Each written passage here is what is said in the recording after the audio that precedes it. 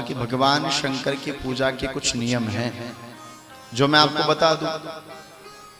आपके गांव में भगवान शिव जी का पूरा परिवार होगा ना?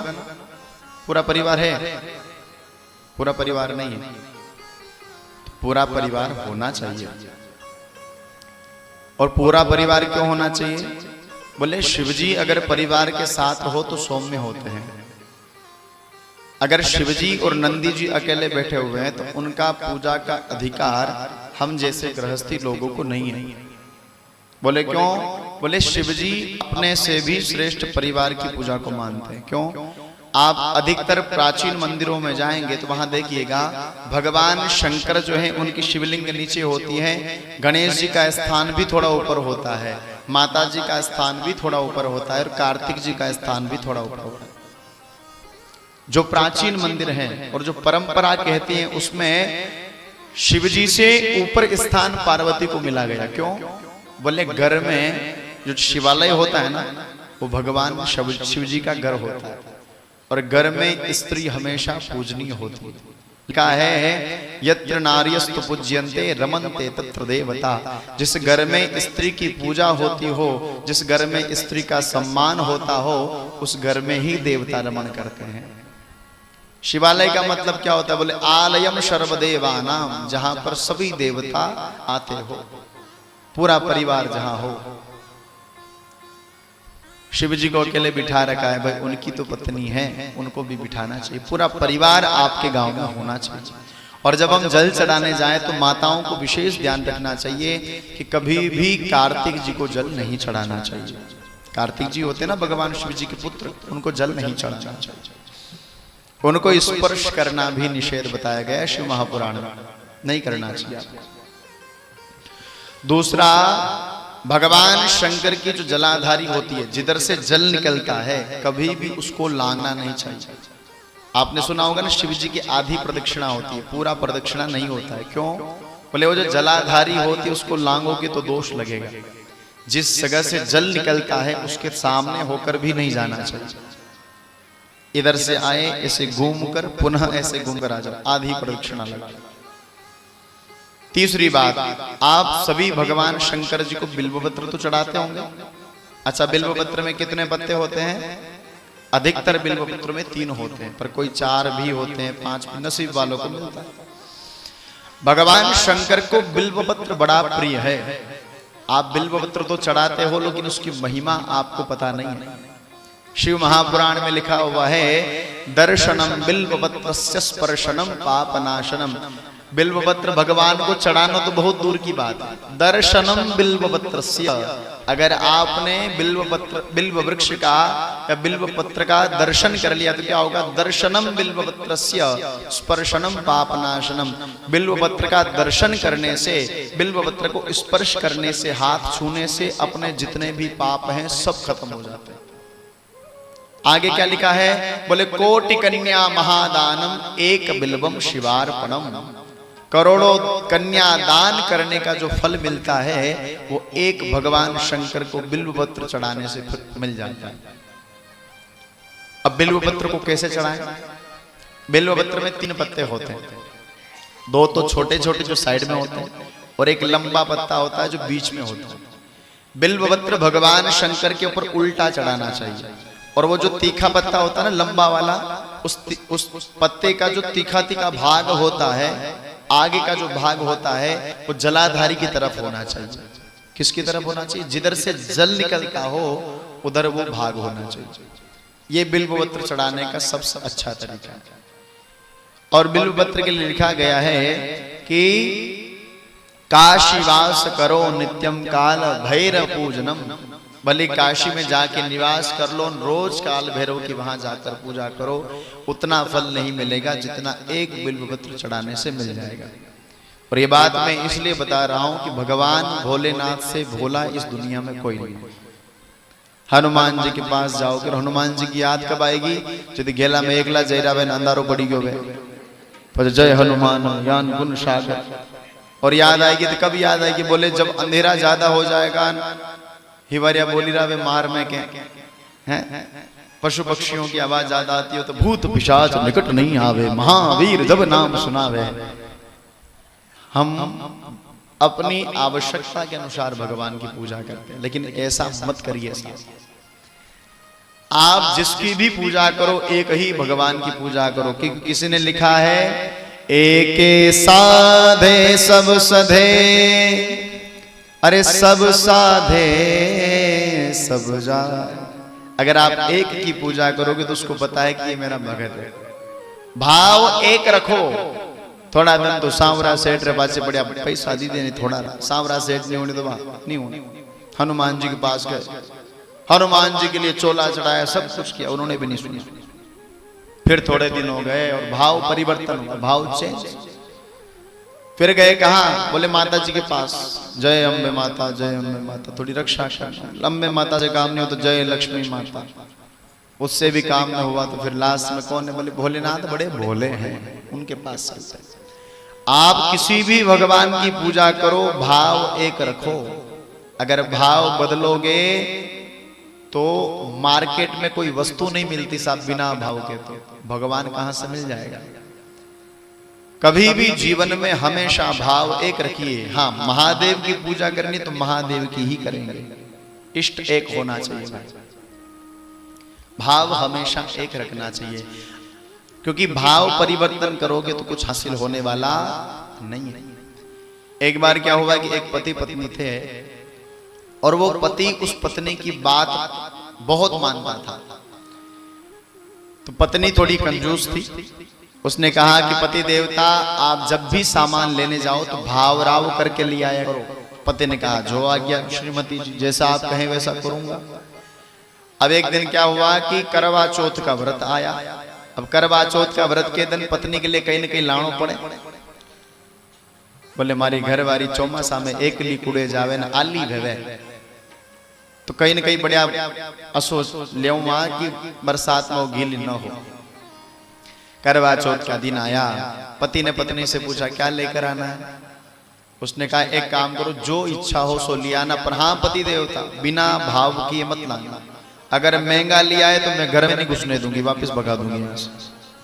पति कहे ठीक है साहब, भाव करके लाऊंगा। घर में से 500 रुपए दिए पत्नी ने।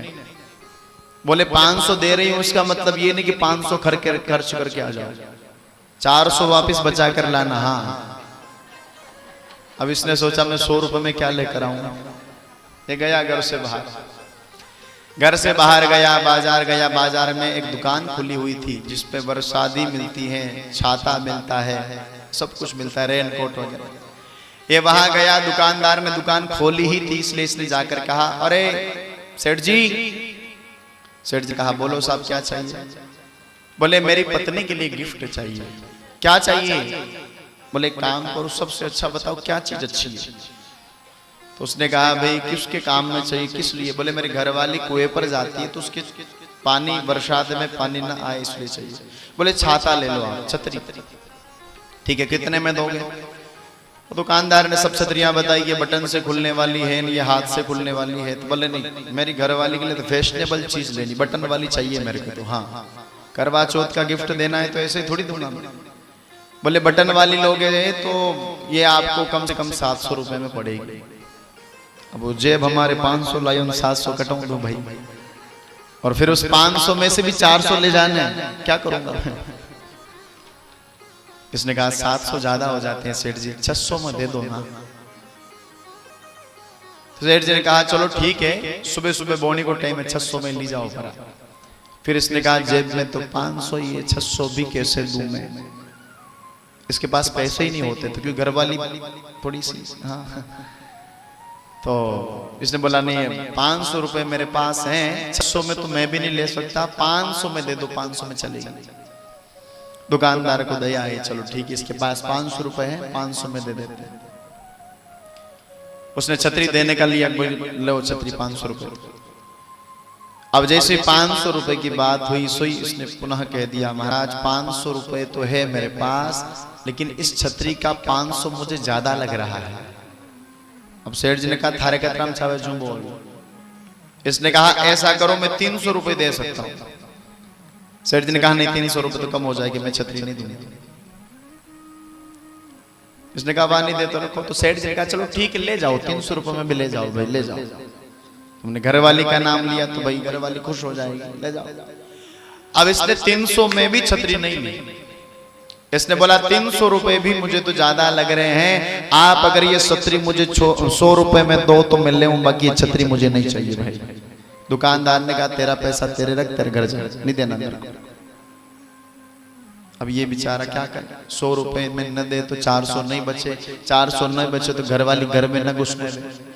इसने सोचा चलो ठीक है, जो हरी करे सो करी। 500 रुपए का नोट वापस लिया, छतरी नहीं ली, घर चला गया। घरवाली से जाकर कहा कि घरवाली ने पूछा क्या लेकर आए हो? इसने कहा कि मैं ज्यादा तो कुछ नहीं ला सका, 100 रुपए की तूने बोला था ना कि 100 रुपए खर्च करिया है ना, मैं तेरे लिए गिफ्ट में और कुछ नहीं ला पाया, मैं तो तेरे लिए वो 100 रुपए वापस बचा कर लिया या सबसे बड़ा गिफ्ट। घरवाली भी खुश हो गई, भाई 100 रुपए खर्च नहीं किए मेरे घर वाले, अच्छी बात। छतरी वाली बात से एक चीज सीखी है, यह तो खैर हास्यप्रद प्रसंग है, ऐसी पत्नी थी और ऐसा पति थी, पर वो छतरी वाले के पास गया, एक भाव फिक्स नहीं किया उसने। कभी 500, कभी 400, कभी 300, कभी 200, वो खुद एक भाव पर फिक्स नहीं रहा। साहब एक भाव पर फिक्स नहीं रहा तो उसको छतरी तक नहीं मिली। और अगर आप मन में किसी एक भगवान का भाव फिक्स नहीं रखते हैं ना, तो जैसे उसको छतरी नहीं मिली वैसे आपको भी कभी भगवान नहीं मिलेगा, अगर भाव नहीं है तो। इसलिए भाव को फिक्स रखो। कसी बात हो लागे यूं कर दिया करो, मने भी थोड़ा हो लागे भाई, प्रेम से बोलिए। अभी इससे पहले कथा दी, तो मेरा क्या है कि मैं जो बात अच्छी लगती है तो माइक के थोड़ा पास चला जाता हूं, तो लोगों को पता लग जाता है अच्छी बात है। तो इससे पहले कथा में क्या हुआ कि परीक्षित जी को शाप लगा, तो मैंने जोर से बोला परीक्षित है सब समय, हनी कहा मैंने, इधर परीक्षित जी को शाप लगा, उधर तालियां बजा रहे लोग। मैंने बोला इनमें कौन सी खुशी की बात है, पर कभी कभी क्या हो जाता है। इसलिए इस दृष्टांत का मतलब यह है कि आप अपने भाव को फिक्स रखो। आप भगवान ठाकुर जी की पूजा करो तो ठाकुर जी किस करो, हाँ अन्यत्र देवता रे धोख देव को अधिकार आपने है, पर पूजा तो एक ही की होनी चाहिए। एक साधे सब सधे, सब साधे सब जाए, प्रेम गली अति साकरी जामे रो न समा। ये प्रेम की जो गली है बहुत सक्रिय है साहब। इसमें अगर एक साथ दो भगवान को फंसाने की कोशिश करोगे तो होगे गवा, ये देवता पहला जाओ, भी देवता का नहीं आप पहला चलो। अभी तो ये आपस में डिस्कस करते ही रहेगा, आप आइए लड़किया तक ही सा कि कोई ना कोई तो आगे वहां। प्रेम गली अति साकरी जामे दो न समाए, एक जाय बच जात है दो जाय फंस जात। एक भगवान से आप निष्ठा रखोगे तो मामला डामाडोल नहीं होगा भाई। गाड़ी का ड्राइवर कितना होता है, अब मान लो वो हैंडल किसी के हाथ में दे दो, गियर किसी के हाथ में दे दो, क्लच ब्रेक किसी के हाथ में दे दो, तो वो गाड़ी चलेगी? बोले यदि हैंडल ये मोड़ दो मिनट ब्रेक लगे देगा, सब ऐसा अलग अलग होगा ना। ए जीवन रूपी गाड़ी, भक्ति रूपी गाड़ी भी अगर आपको चलानी है तो आप इसका ड्राइवर एक ही रखो। कौन ड्राइवर है? भगवान। अब उसमें कौन से भगवान से आपको प्रीति है वो आपके ऊपर है, लेकिन आप भाव हमेशा एक में रखिए। प्रेम से बोलिए, थोड़ा और जोर से।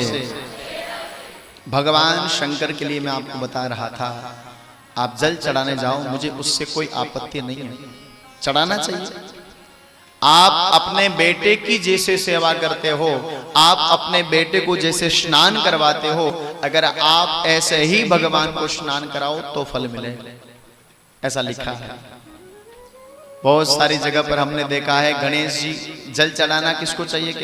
केवल और केवल महादेव। अभिषेक शिव प्रिय लिखा है, जल केवल शिव जी को चढ़ाना चाहिए। और जब हम अभिषेक करवाते हैं तब पूरे परिवार को जल चढ़ाना चाहिए। बहुत सारे लोग ऐसे हैं कि शिव जी के मंदिर जाते हैं और सबको जल चढ़ा देते हैं। अब भगवान शंकर के तो ऊपर कपड़े नहीं होते, पूरा शिवलिंग एक ही पत्थर से बना हुआ होता, पर गणेश जी ने तो पोशाक पहन रखी है, कपड़े पहन रखे। ठंड में आप ठंडा ठंडा पानी ले जाओगे और उधर गणेश जी के ऊपर चढ़ा दोगे तो कपड़े पहने वाला कपड़ा गीला भी जावे भाई। अब सर्दी जुकाम पे मन की जिम्मेदारी कंटिन्यू।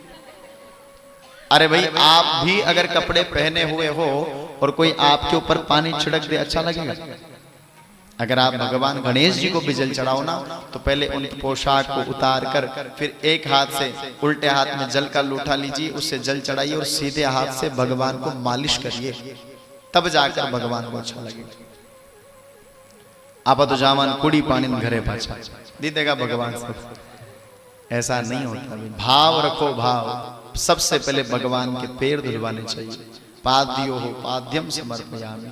फिर भगवान के दोनों हाथ धुलवाने चाहिए, हस्तयोर अर्घ्यम समर्पयामि। फिर भगवान का मुख धुलवाना चाहिए, मुखे आचमनीयम समर्पयामि। तब जाकर मस्तक पर जल चढ़ाना चाहिए। और हमें भी अपने घर में ऐसे ही स्नान करना चाहिए, पहले पैर धोना चाहिए, फिर हाथ धोना चाहिए, फिर कुल्ला करना चाहिए, फिर मस्तक पर।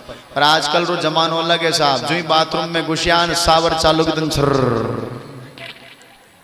जमाना परिवर्तन है भाई। ये पाश्चात्य संस्कृति क्या आई, इसने हमारे सारे नियम को चेंज कर दिया। प्रेम से बोलिए